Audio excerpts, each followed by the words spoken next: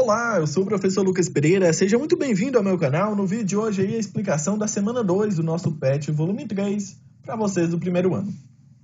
O tema da semana vai repetir o tema da semana 1, inequações, né? Só que nessa semana daremos continuação ao conteúdo de inequações de segundo grau, resolvendo problemas que envolvam esse tipo de inequação. Então a grande diferença aqui, pessoal, vai ser na interpretação.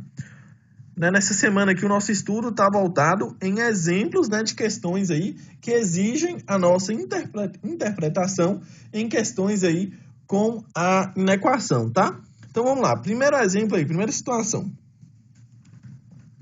Suponha que um inseto louva-a-Deus ao saltar do solo tenha sua posição no espaço descrita em função do tempo em segundos, né? Então, a função está em segundos aí, pela expressão y igual menos 4x mais 4x, destacando aqui então, em que y é a altura atingida em metros e x é o tempo em segundos.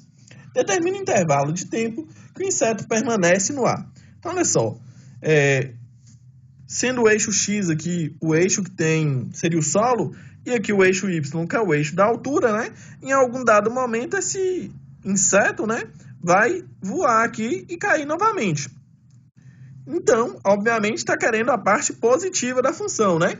Então, a gente quer aí a parte que y igual a menos 4x ao quadrado mais 4x seja maior do que zero. Então, o que a gente faz? Resolve essa função aí para achar as duas raízes, né? O x1 e o x2, ou x' e x duas linhas. E aí, o intervalo entre essas duas raízes aqui vai ser a nossa solução, né? Então, para resolver esse problema, devemos resolver na equação onde ela seja maior do que zero, foi o que eu já falei, significa determinar o valor de raiz de x, blá, blá, blá. Para isso, devemos calcular as raízes da função. Então, fazendo o cálculo aqui, né, primeiramente do delta deu igual a 16, e aí o x' e o x duas linhas deu, respectivamente, 0 e 1. Então, tá aí. No intervalo entre 0 e 1, o inseto voou, né? Então, foi um segundo. Como delta é maior que zero, e aí vai descrever o que já está óbvio, que é a parte positiva da função, né? Então, tá aqui, ó, é o intervalo de 0 a 1, solução aqui descrita formalmente, então, como solução é igual a x pertencente aos números reais, tal que x seja maior do que zero e menor do que 1. Então, note que os valores positivos da função f são assumidos quando x está entre os números 0 e 1. Isso significa que o inseto permanece no ar entre 0 segundo e 1 segundo. Bom, vamos lá para a segunda questão. Num campeonato de vôlei, uma bola é lançada ao ar. Suponham que a altura h em metros, t em segundos, para alcançar seja h igual menos t ao quadrado mais 6t. Então, h significa altura e t significa segundos, né? Então, mais uma vez, a gente tem aqui, ó, nossa função, onde t é o tempo e, aliás, h é a altura, né?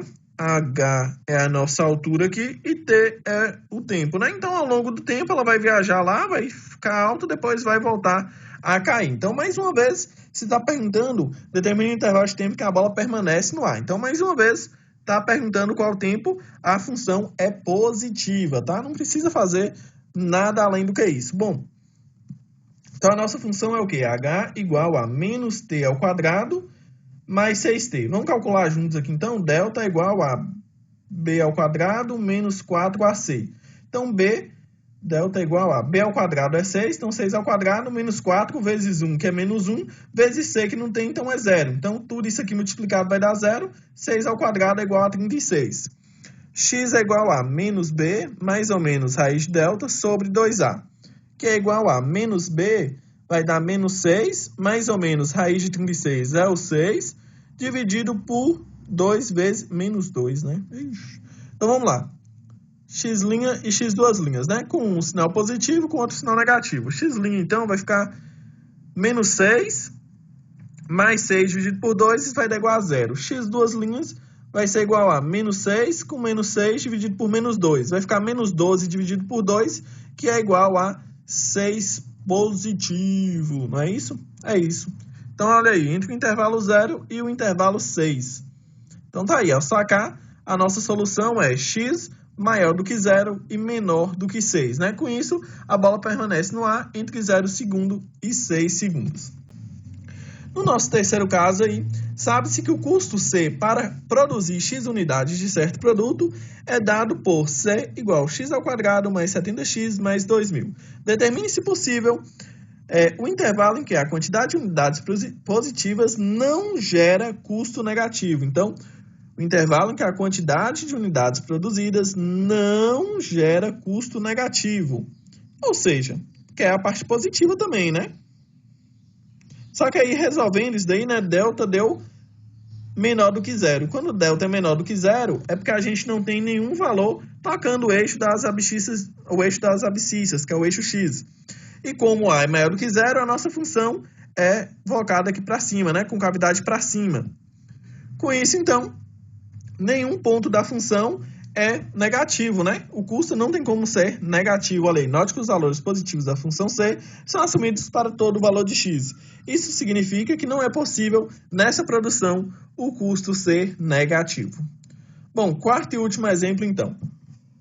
O lucro de uma empresa é calculado pela diferença entre a receita e o custo.